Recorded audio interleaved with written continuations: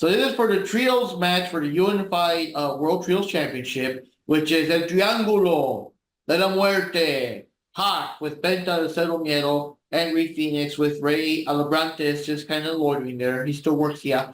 Going up against the Bang Bang Gang, which is their new name now, I guess. Which is stupid.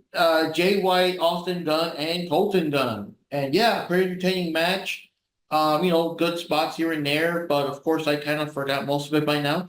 The big thing was that near the end, Mr. Rock Hard Juice Robinson, because he's Rock Hard, baby, came out to help them cheat and get the win. So the Bang Bang Gang retains their title and stuff like that. And I guess Robinson is back. But the thing is, if he's there, just call him.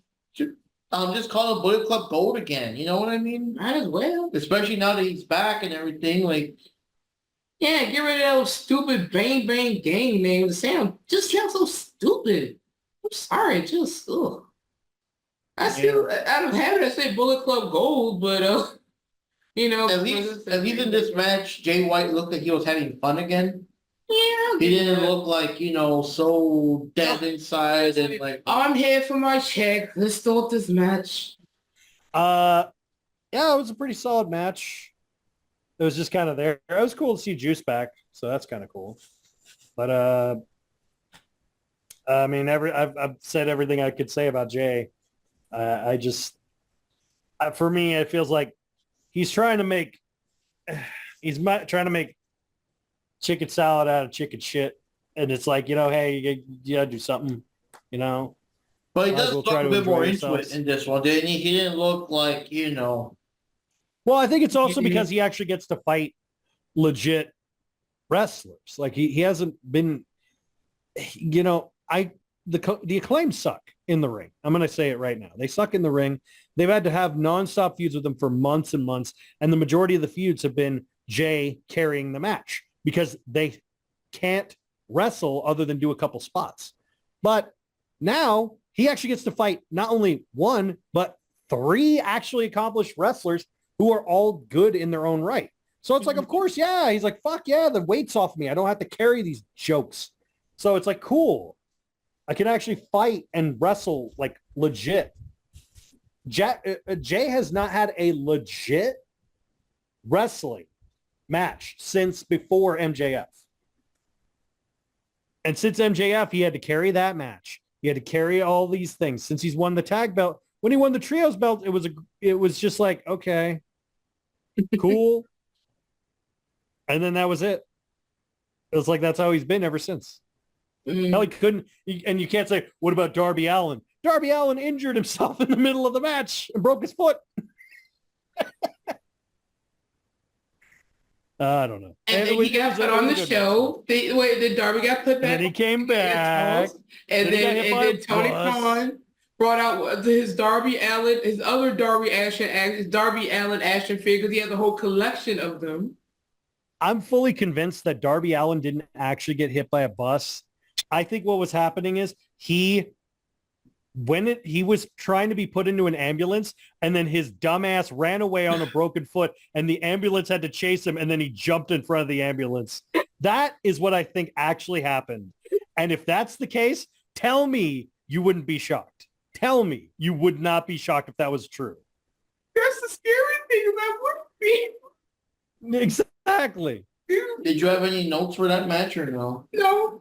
Just that there wasn't interfered with the match and caused them to retain. But I just like the match, and I can't think of anything on hand because I was being lazy by this point. Yeah. I just know I like the match. That's all I can say. Johnny, your thoughts? Okay, was this the trio match? Yeah. The Bang Bang versus Bang Bang Gang versus the Death Triangle. Yeah. That one.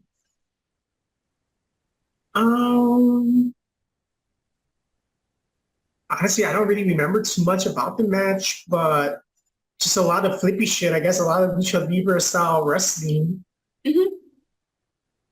Other than that, I really don't remember too much, unfortunately.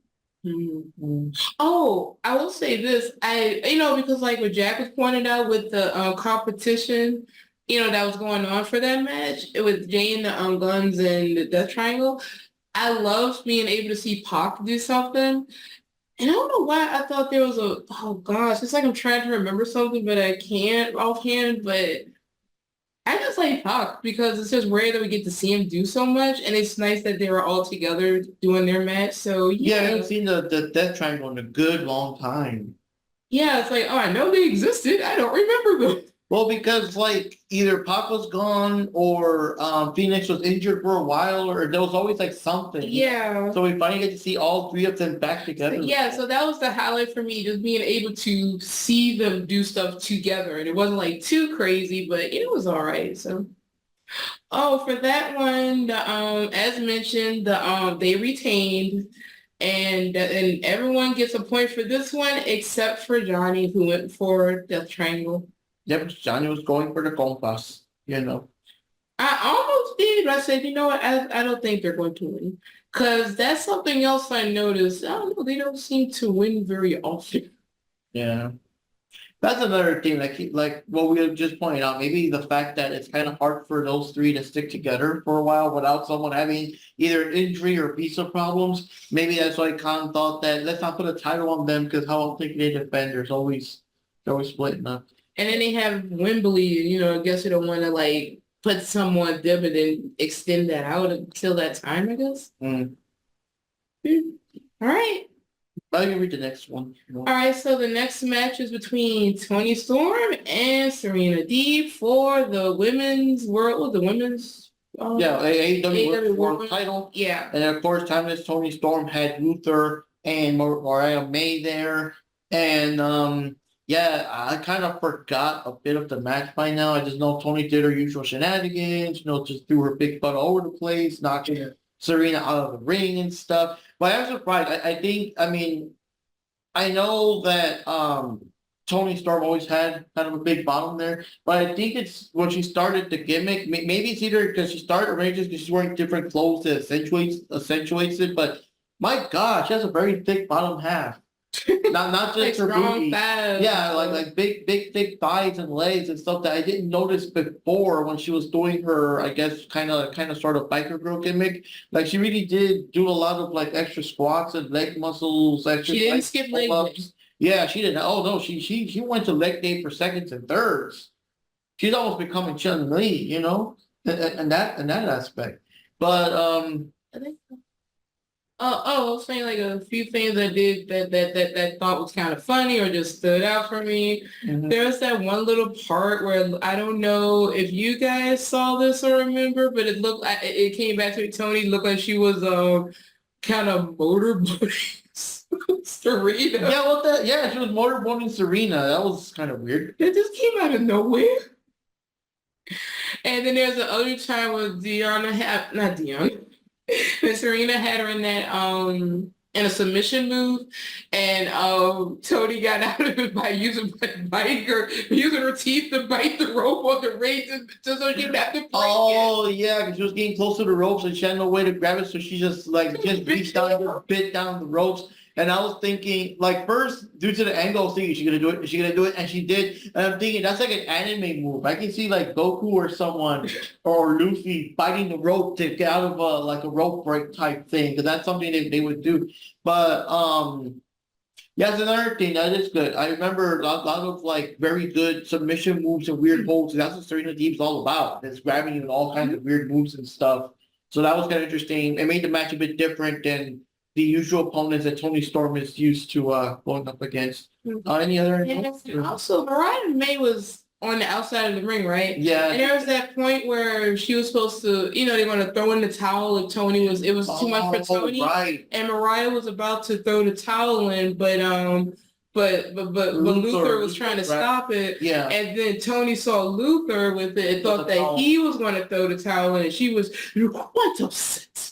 And and Mariah's like, yeah, Luther, you bad, Yeah, I do wonder, because Toni wasn't in the next episode of Dynamite, so I do wonder if we're gonna do anything with that, some kind of thing where she's kind of upset with Luther now because of that. Yeah, see, I guess for me, the match was pretty good, but like I said, I'm more focusing on where are they going to go from here, and that's kind of my mindset because it seems like that's what they are trying to do lately. I guess maybe they took in some criticism, say, "Hey, stories, let's go for them," or something. Let's make some kind of an attempt, even if something that will not make sense in any way or form. But it was a pretty good match. Like I said, it was something different, and I thought that was pretty cool. I mean, I don't know, using your teeth for a rope break to get out of a submission move. That's pretty unique. Yeah. And it seemed like only Toni can do that. So yeah. How about you guys? I love that they were able to let Serena cut loose. She's one of the best technical female wrestlers of the planet. Like I would say she was the best female submission artist on the planet, but she's, lost her step a lot over the years. Deonna has that title flat out, best submission female wrestler on the planet.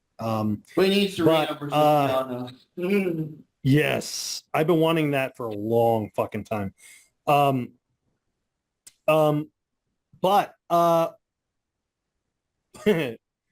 I'm not to go back to your comment, Mark. You know what they say: thick thighs save lives. So I'm happy with. I think Tony's saving a lot of lives. Oh yeah, when she did the thing, Yeah. said, wow, how good did she have that cushion to protect her when she fell down in the ring? Yeah. Where she like landed on her butt as part of the move, and I'm saying anyone else would have just hurt her butt. And Toni legit bounced when she did that. She bounced off the ring. Mm-hmm. It's like, oh God. Mm-hmm. I to this day I still say they need to do a storyline, and this is what I would do. Okay, right now. Now that Juice is back, do a subplot about Juice trying to convince his wife, like him just going, "What are you doing, babe? Like you I don't know what's going on." Who is Juice's wife? Toni. Oh, Who is? Yeah, they've been married for like over a year. Wait, Juice Robinson? Or it's been like 2 years. Yeah, Juice Robinson. Yeah. Oh my God. Wait. Yeah. Is whose one? Toni Storm's wife. I mean, Toni Storm's husband, but you know what I mean. I didn't know that. Was Toni? And I literally, when I met them like 2 years ago, and I mentioned that, I was like, I was so happy for them getting engaged. And then they apparently had a private ceremony and got married. But they need to play off of that. But like, you build up the storyline with Toni Storm and him. And then, eventually what they can do, they can use that as a way to introduce an intergender tag team title match, tag team titles, which is apparently one of the things they want to do, that Toni wants to do. And you could literally call them and then basically have a storyline of like him trying to snap her back to the old Toni. And then have Mariah May kind of, I'm the old Toni, and something like that. You can build it up as like a feud, and then you could have them as a tag team and call them Storm Juice. Boom. It's right there. Maybe Juice Storm. Juice Storm. There you go. Juice Storm. And that literally, dude, it sounds like a freaking energy drink. Either that or rock hard Tony S. But I liked it. It was a good match. I liked the Deonna versus Thunder match more, but it was a good match. Yeah. I honestly don't know how, when the person's on the ropes and Toni does the running butt thing, I don't know how that woman never gets a concussion when they take that move, the opponent.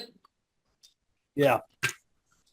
I don't know how not, it's between her and Athena and Nia Jax and Asuka. They all do it. So more power to them, I guess. The hip attack. If they all do that to each other at the exact same time, that would probably destroy the ring with the sheer shockwaves. That would be a real life cage old match. Don't talk to me. It would cause a big bang. It would cause a big bang. That'd be weapons of mass destruction. Next. Okay, Johnny, your Anyway. thoughts? But it was a great match. I enjoyed it. What did you think, Johnny? I thought it was a good match, and in my point of view, I feel like this match is more like kind of like just to make Serena Deeb look good in this match, make her look strong and powerful in this match. Because even though she lost the match, she was still a very good opponent against Toni Storm, and I think this is like her comeback after a long time, right? In terms of Serena Deeb, right? Mhm. Yeah, they made such a big deal of her coming back. So I think this was actually a very good comeback for her, and this big pay-per-view, and she's fighting against Toni Storm. And it was good. It was still a good, decent match. I think it was more like about making Serena Deeb look good more than anything. Yeah.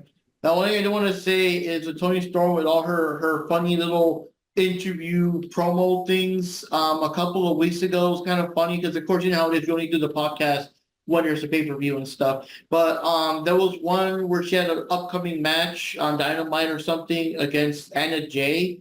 And during her interview, she was like talking about like, I'm gonna smack this and this, whatever. I'm gonna clap her cheeks from here to Timbuktu or something like that. And then like Anna Jay posted like that part on Twitter or whatever, saying she's gonna clap my what? Oh, talking about the Toni Storm, the Oh Steve yeah, Storm, at the okay. Yeah, for the media scrum after the pay-per-view, as Toni walked in and sat down, she was like, okay, you know what, I want to do this, before I went to leave or whatever she said. And instead of, before they could ask her questions, she wanted to read a fan fiction-y type story, a steamy story. And in the end, Wendy Richards walked away. I think that's what it was. I can't remember, but it was just funny because it was so unexpected, and I personally really liked it because of the character. I know some people are tired of the character, but she just does it so well. And even when she was doing the different voices for the story, I was like, she should be a voiceover artist. No, but Tony Khan was. But now Tony, in my opinion, he looked kind of amused and nervous at the same time. I guess like he didn't know what to expect, but he looked at me like,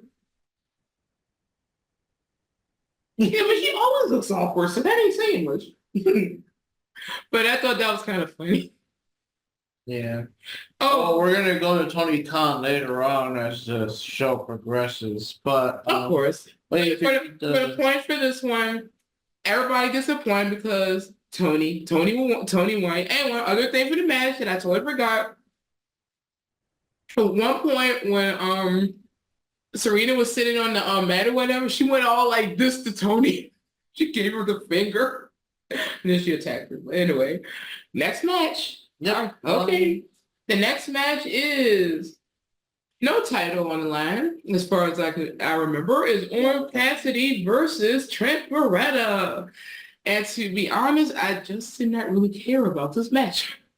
Yeah, but continues this trend thing with the him being a heel and all that kind of stuff, breaking up the best friends and all that stuff. So yeah, intense match and all that stuff for Rooney. I took no notes. Yeah, I know Cassidy won. What I want to add is that in the following episode of Dynamite, Callis came over with a contract trying to get Orange Cassidy to join him. And you know how to do the hesitation and stuff, but Cassidy just tears it up and everything. Mm-hmm. And in the end, it looks like Trent is going to join Don Callis. We'll see how that goes. But he said that's some way to somehow elevate his character and not just be stuck as the best friends. Because, the best friends are always around, but for better or for worse, they're always kind of like, they still work here kind of thing. Mm-hmm. You know what I mean? So that's something. But your thoughts on the match, guys? Oh, one more thing to add to that with the contract thing.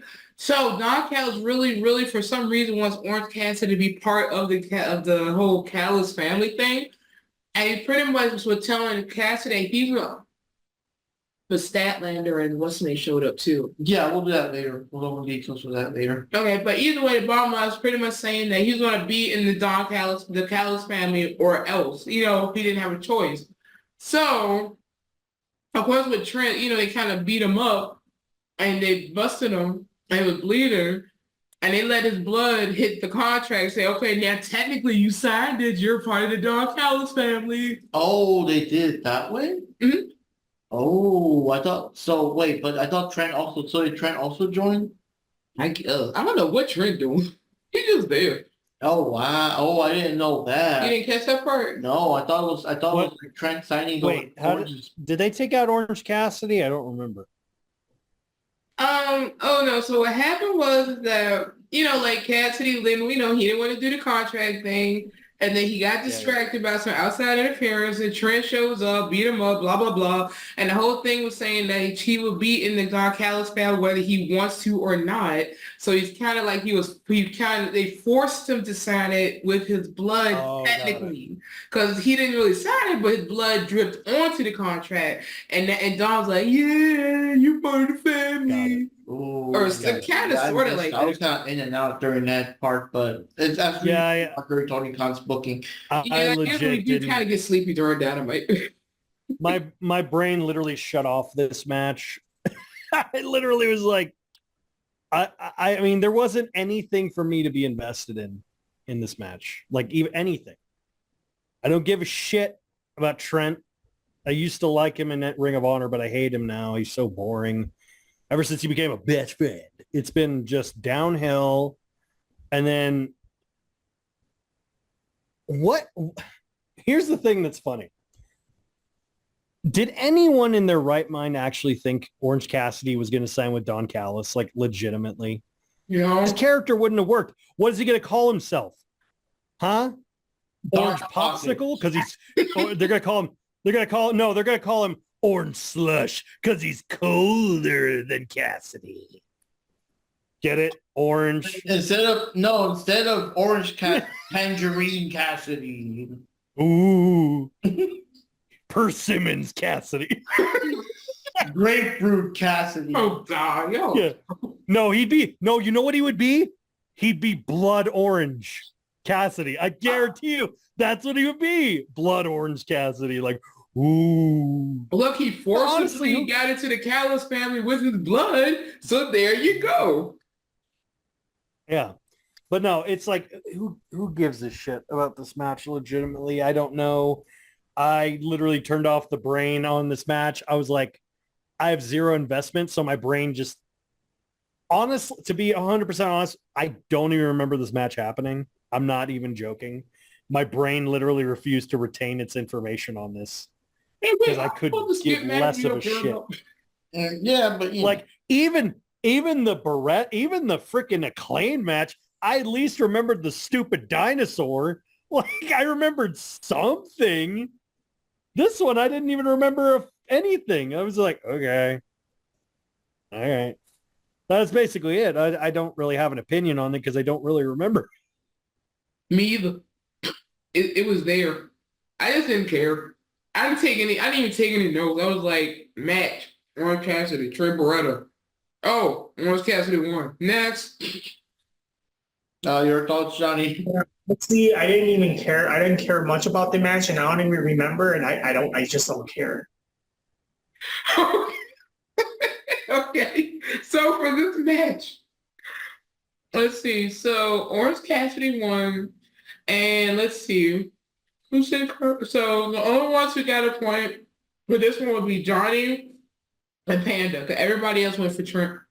All right, next is the three-way for the world rules match for the World Championship with the Learning Tree. Chris Jericho against Hook against Tatsuyoshi Shibata. Don't talk to me. Because there was a qualifying match. It was Shibata, Hook, and Keith Lee. Yeah. And, in the last episode of Dynamite, but it just so happened that both Shibata and Hook grabbed Keith Lee in a submission move, and he tapped out to both at the same time. No, it was Brian Keith. Brian Keith, sorry. Brian Keith. Yeah, Brian Keith. They made him tap out at the same time, so that became a triple threat. You know, originally it was going to be like one-on-one Jericho versus the winner, but it became a triple threat now. That's how we got to this point.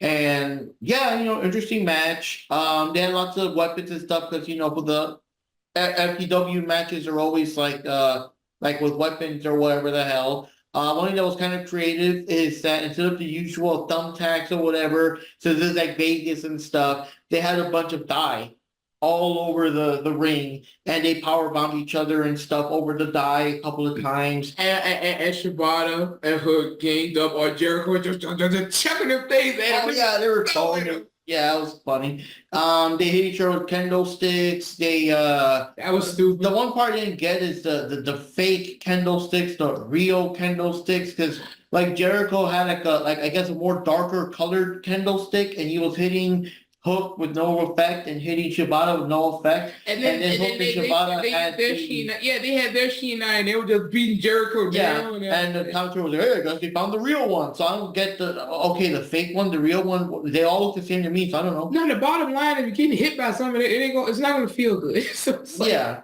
but I don't know. Did they have the ECW trash cans? I think they did, didn't I think so. they? And tables too, probably. Okay, I think I do remember someone pulling out a table. The thing I remember the most were the die, because that was something different, you know. But in the end, Mr. Jericho wins the match. I believe, if I remember, I think Shibata, yeah, there was a trash can, because Shibata was still trapped in the trash can or something.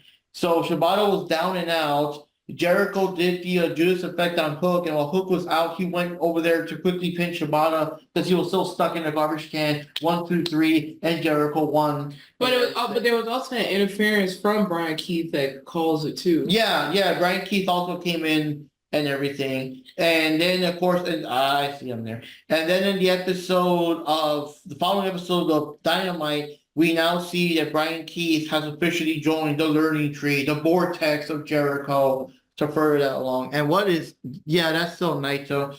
That's cool. But your thoughts, Jack? I have feelings. I have. Ugh. Or you want to go first, Jupe? No, Yeah, you go first, Jupe.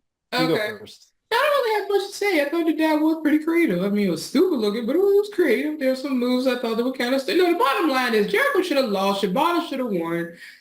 Because of Shibata, he really should. Hook need to go to Hook can stick around for now. I don't know. I just thought the whole setup was stupid. I don't know. I just can't care about this whole setup. It's just... The problem is from what I mean, I knew Jericho was going to win because it's Jericho. Jericho will not lose unless he feels like losing. And because he's the Hulk Hogan of AEW. Has everyone accepted that now as a reality? I refuse. I will always go for who I want to win over who will probably win. It's just Jericho.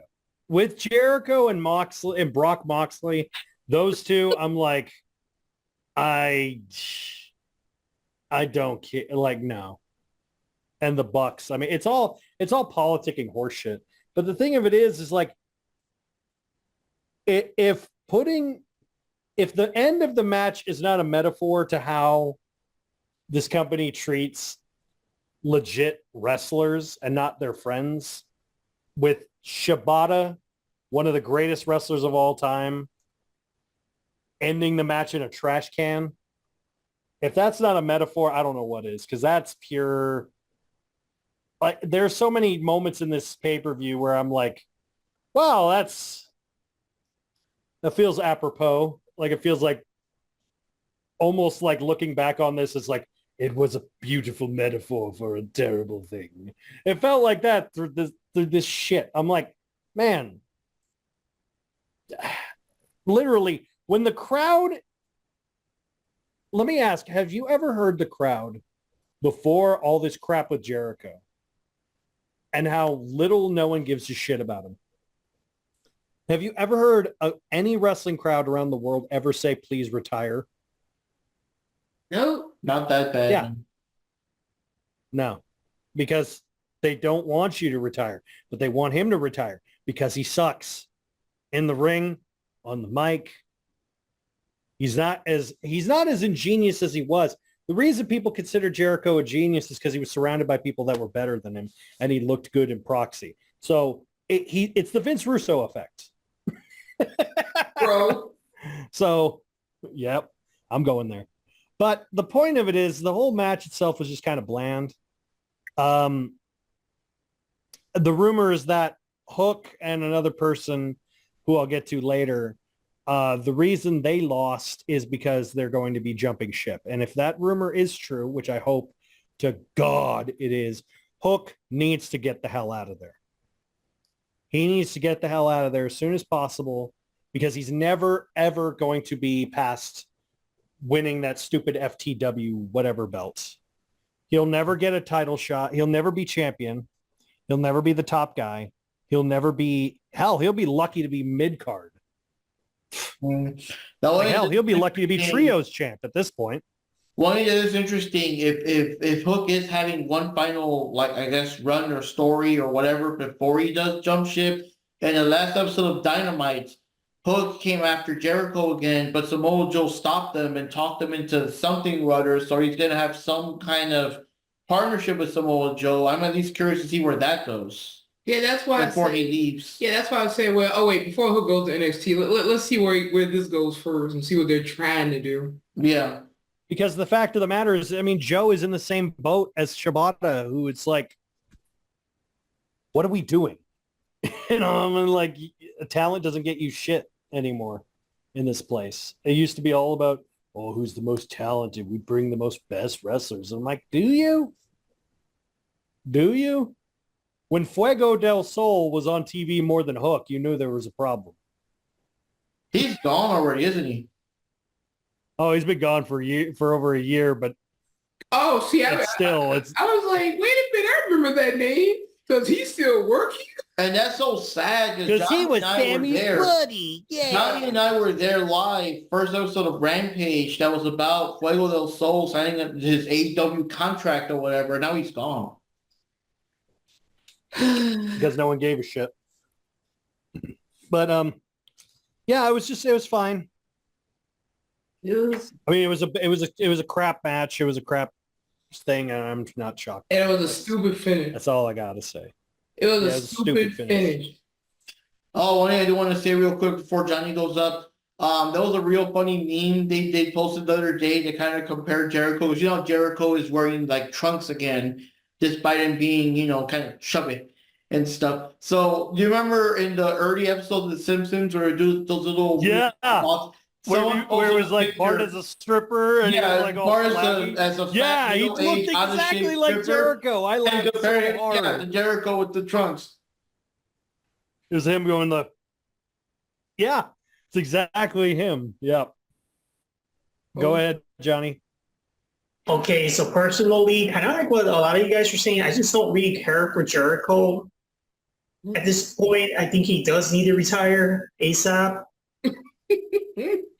He's just not interesting anymore. It's just like boring. He's just all over the place and shit. And the thing is that even in this match, I would have loved it if at least Hook won the match because he really needs to have a win. But he can't even do that right. And then Shibata lost with the trash can, you know, being covered by the trash can. Like, it's just like, I don't know. I thought like the match was kind of goofy. It was kind of like all over the place. And it's just like, do we even need this match? Yeah. Like, it's just like, I don't know, man. Like, who cares about Jericho at this point?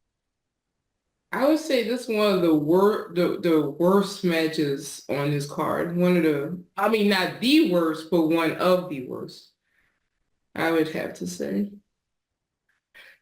All right, so for this one, let's see here. So Panda, Jack, and DJF, they all went for Jericho, and as we all know, Jericho won. Mark went for Hook, and Johnny and I went for Shibata. Because you know I was going for Shibata, because I mean, it would have been a stupid feud, but he needs something. Why bring in this talent and don't do anything with him? Anyway, the next match is I'm leaving. Moxley versus Takeshita for the IWGP title, and the whole match just pissed me off because, well, for one thing, Moxley won because Takeshita had to listen to Don Callis get distracted because he wanted him to do whatever, and that's how he lost the match. And sorry. Okay. One credit, I do want to say it was a more technical match than usual, and Moxley did not get busted open. I think Moxley did try to bite Takeshita for a while there, but other than that, it wasn't like the Moxley shenanigans. It was a way more physical match. Okay, yeah, that's why I said I will give credit for that. Moxley actually did do some more. It's like he had to get out of that his normal style to go against Takeshita for this. I will give him that. Yeah, it was a much more physical, way more technical match. So that worked. That was one of the, I guess if you want to say like the highlight reel, that is one of Moxley's better matches. That's not just, stabbing yourself with fucking forks and spikes and pizza cutters and all that other nonsense. So I'll give it that. That was a good match. But of course, Super Moxley always has to win, so he won. But as mentioned, it was mainly because of Don Callis who was telling Takeshita to get weapons. You're so busy trying to pull things out to you or whatever. Yeah. There was something silliness like that. And then I forgot how, but Moxley ended up getting, because I think Moxley was kind of out or something, or I can't remember, but yeah. And then, then he got Takeshita and now the weird thing is, I guess they just didn't want to repeat it or something, because the thing is, the title wasn't up for grabs though. It was like it was like a eliminator. Yeah, it was. It was. The IWGP title shot was on the line. It was if Takeshita, had he won, he would get a title shot for it.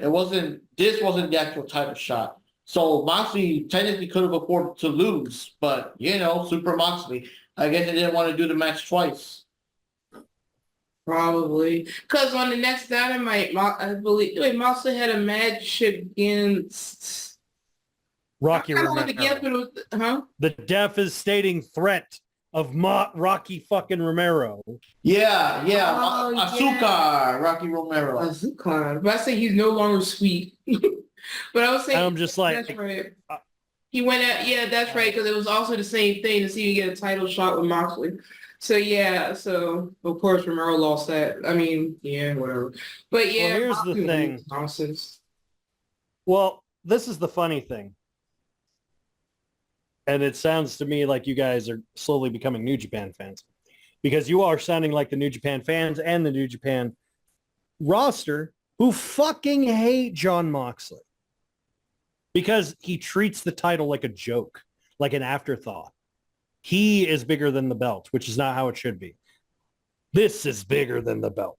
No, anyway, this is more legitimate than his title run, because that's the thing. He doesn't care about anything. And not in the way that Orange Cassidy doesn't care about anything, simply in the way of it's a thing to build your resume. He never has given a shit about any title he's ever won and the prestige and lineage therein. And the problem is, Takeshita is a great wrestler, but he's not, as everyone has put it out,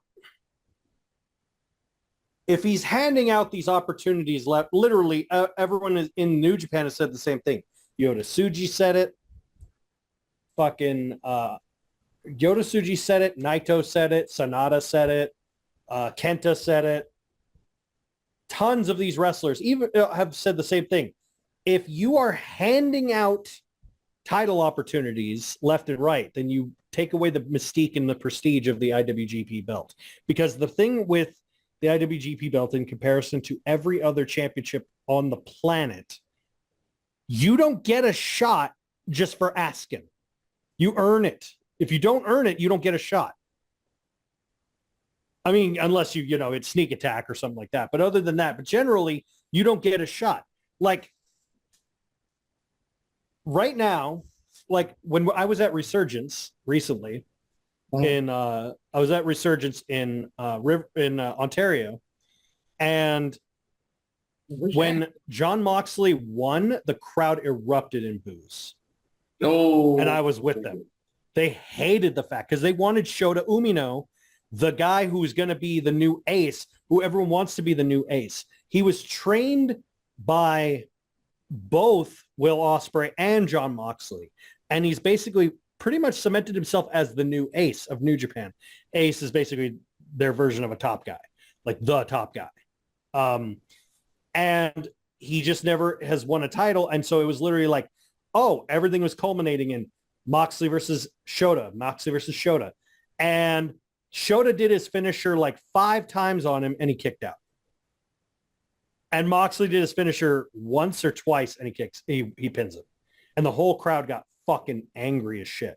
And the match lasted for like a good 40 minutes, but he still lost. Jeez. And it's like, yeah, it was like a 48-minute match and he still lost. And it was like, are you fucking kidding me? Like, did you really, like, really? Like, it was like, God damn it. Like, it was like, literally everyone was like, oh. And then to the point where after the match, Evil, who is the leader of House of Torture Bullet Club, he's like the top villain. He's the most hated guy in New Japan. He came out and attacked Moxley, took the IWGP belt and spray painted it. And the crowd went, yeah, because they were all like, fuck Moxley. I'm sorry. One thing I did want to bring up, Jack, just like how you were saying, just to kind of go back to Jericho real quick. You know, people were saying how you were saying that, you know, what crowd would say, you know, please retire to someone like that. One of the last weeks or so, Jericho was cutting one of his, you know, everything's so wonderful, you know, the learning tree, everyone wants to be with Jericho kind of promo. It was kind of promo. Someone in the crowd literally yelled out, who wrote this shit? No, that was Jay. No, that was Jay White. Oh, that's even worse. Jay White, really? It was Jay White because Jay White, and the thing of it is, it's like, you want to know why you could hear it so clearly on the TV? Because they had so few fans in the arena. And that's not me dogging on them. That's me being just factual. There were just so few people that you could hear them clearly. Wow. But the point of it is, so that's how low Jay White's fallen? Yeah. No, it's the crowd. There's no crowd. And they basically are making him do the generic promo shit that he always does, that generic promo. Because he doesn't care enough to give, he's not going to give his A material on Collision. He doesn't give a shit.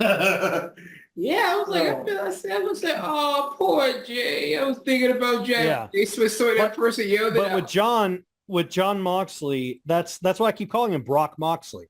He has literally become exactly what Brock Lesnar is. And that's what I hate about Brock. That's why I started to hate Brock Lesnar. At least he has more than 2 wrestling moves. Because that's the thing. It's exactly what Jim Cornette said about Jon Moxley, and I 100% agree with it. The plumber. If you're such a badass, you don't have to tell people you're a badass. Mm-hmm. If you're telling people you're tough, you're the best, you're the best, you're the toughest, you're the coolest, it's like you're not. You're fucking fake. And you have to convince everyone how cool you are, then you're a fucking loser. So it's literally the same thing with Moxley. I don't have any, like, I don't want to see him on my screens anymore. Stay in AEW, go out, and literally even people pointed out, they said you had to go to another promotion to get their championship because you weren't given enough shit in your promotion. So you got so greedy you had to leave and go somewhere else.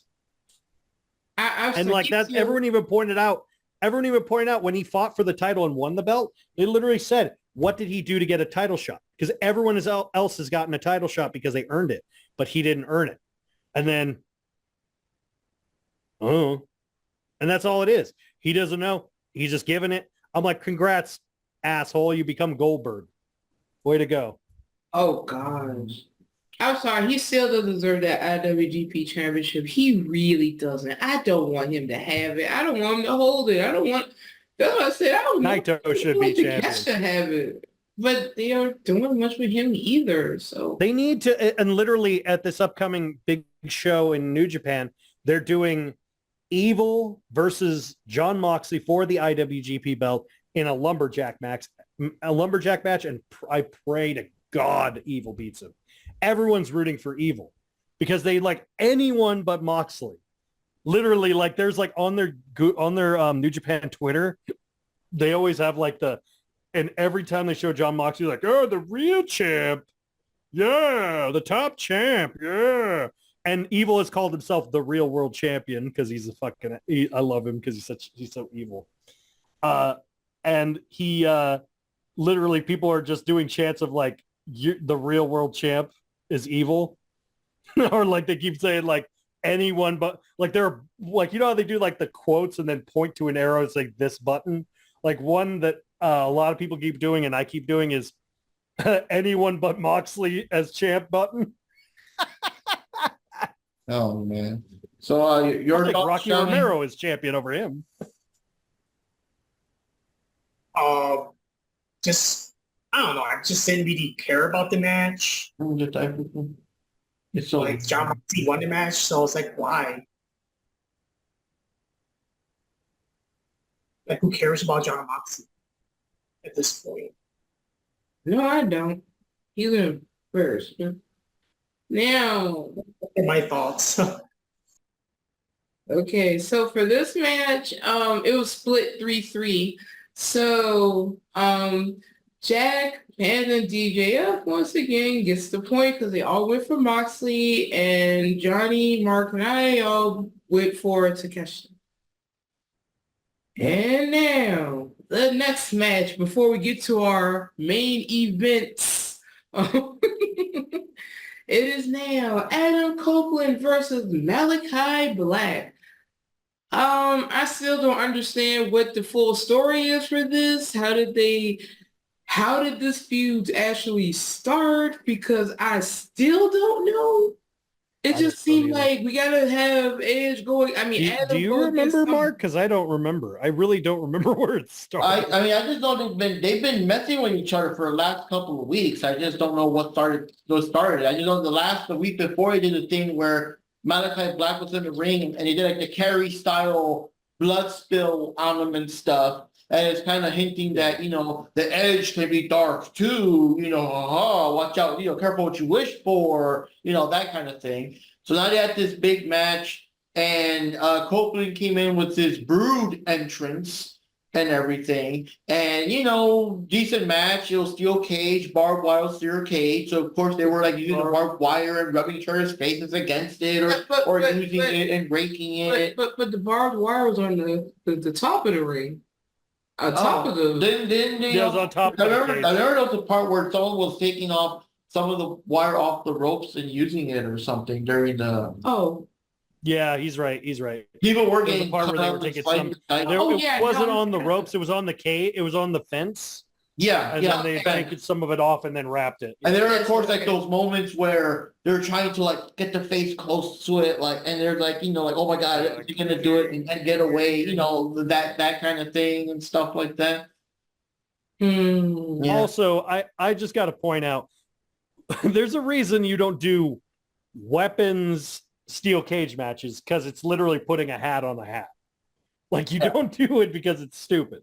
It's the same reason when they tried doing December to Dismember, it was one of the dumbest matches of the Extreme Elimination Chamber, and they put a bunch of are those mochi?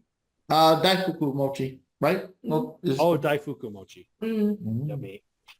But he like they did the Extreme Elimination Chamber back when ECW was around, and all it was just an elimination chamber, and they duct taped a bunch of weapons to the top, to the sides, and it was just like, oh, so it's just wait. Then why do you need weapons? You're literally covered in steel. Like, you know what I'm saying? Like, what's the point? It's like we're gonna have. Yeah. It's like when someone literally. For me, I'm like, it's different if you use a like custom made weapon. It works. Like if you use like a barbed wire steel chair, which is a little redundant, but I'm like, okay, it's a one item thing. Sure. But imagine if it was like a barbed wire steel chair on fire. It's like, what? Why? Like, what? What the fuck's the point? at Because that point? no, because it's extreme. Yep. No, I just think of it. I think of that joke from Invader Zim. It's like, why would you do that? It's like, because it was cool. That's AEW in a nutshell. Yeah. It's literally that's why. It's like you led your entire race into extinction just to build this. Why? Because it's cool. Like that's it. Because it's cool, bro. That's essentially what it is. It writes But itself, bro. are we going to talk about the infamous genius dive spot? I think because I was kind of in and out during that match, but yeah, you can tell us about that spot. Yeah, all I know is So the short version is I was speaking. Edge pulled a Sid Vicious. So if you don't know the story of Sid Vicious, what happened with him, there's a little backstory. In WCW, he was told backstage, they said, hey, you got to come up with you got to come up with a cool move off the top rope. And his dumbass thinks, oh, I know, I'll do a big boot off the top rope. And he jumps off the top rope with his leg like this, and it went like spaghettied his leg. Ooh. But this is what Edge goes. He goes, I'm going to dive off the ladder. And it goes back to that thing I told you guys about. Remember what I said? Fall with it. I always say that 100%. Never half-ass it. Never hesitate. Just with it. His dumbass gets on the top rope like so, off the top of the cage,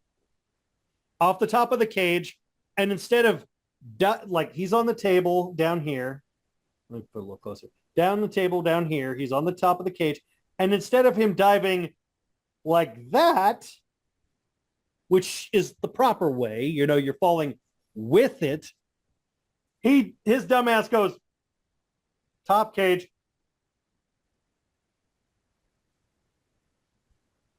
lands directly on his legs, broke his leg, fractured his leg. Oof. And that is why the title is vacant and doing like a eliminator whatever thing. For the And title. to follow up with what this one one of the couple of wrestling channels said, he's like, you are fucking 50. You should know better. Another thing, And of course, is that Gangrel showed up as a cameo there, and he helped Copeland win, at least for the time being. At least for the time being, Copeland won and retained the title, didn't he? Yes, he did, and then Gangrel's helping him limp back up the ramp. Wow. But what's so funny is what's really funny to me, as someone pointed out, it's actually true. Copeland's not going to wrestle anymore, ever again, the way he did. Because that exact same move that he did off the steel cage, landing knees or legs for hands or feet first, that's the exact same injury that Macho Man did that ended his in-ring career. Oh. And it got him hooked onto drugs. So, yeah.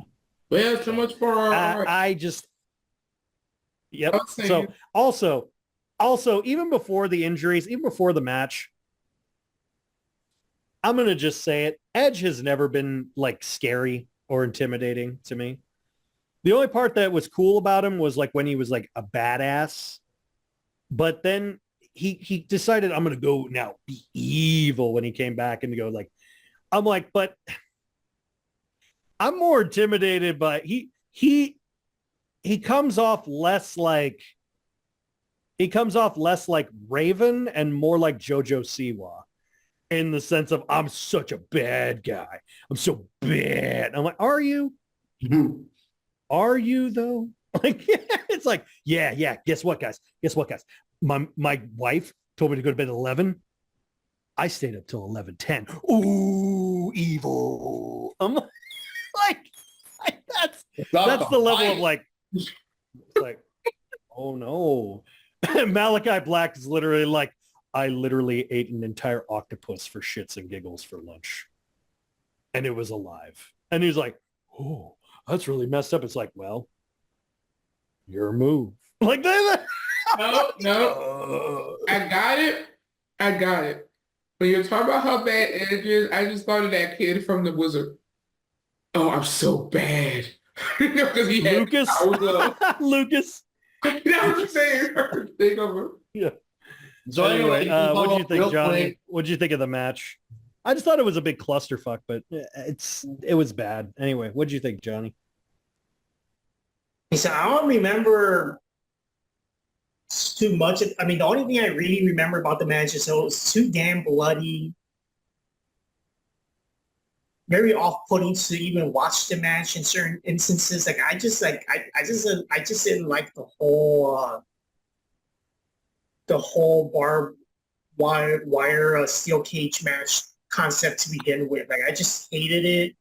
It was too bloody. It was not appealing at all. Visually speaking, you see blood splattered all over the ring and I don't know. I just don't really like this match. Yeah. Well, I would say that the thing when Gangrel showed up to help because they were about to sacrifice him or whatever. And what was it? Oh yeah, he used a barbed wire crossface. Oh God. Anyway, for this match, nobody gets a point except for Johnny. Everybody went for Malachi Black except for Johnny. Because I was hoping that Edge would just stop. But now the rumor, literally the two rumors were that this would be allegedly this is near the end of Malachi and Hook's run. So in AEW. So they're coming near the end of their contract. And honestly, I want to see Aleister Black back in WWE, especially now with the landscape they got. Dude, I would love to see Aleister versus Cody or Aleister versus AJ Styles. Now, I'm in an interesting match right there. Especially because AJ's coming to the end of his career too. So now, one thing I do want to say to follow up on the storyline, the EVPs went to explain in an episode of Dynamite with what happened with Copeland's injury. So he's been stripped of the TNT title. TNT title, right? Yeah. Okay. yes. So they, for some BS reason, were just going to give the title to Jack Perry. But what's his name? Christopher Daniels shows up. And despite the EVPs having fired him, now Tony Khan reinstated him as part of the something, he's some junior AVP or something. And so he's announcing, of course, what Tony Khan always does, another big tournament. And, if Perry wants to win it, he's going to have to earn it, and fight through all these qualifying matches or whatever, which of course we'll find out as the weeks progress and whatever. But yeah.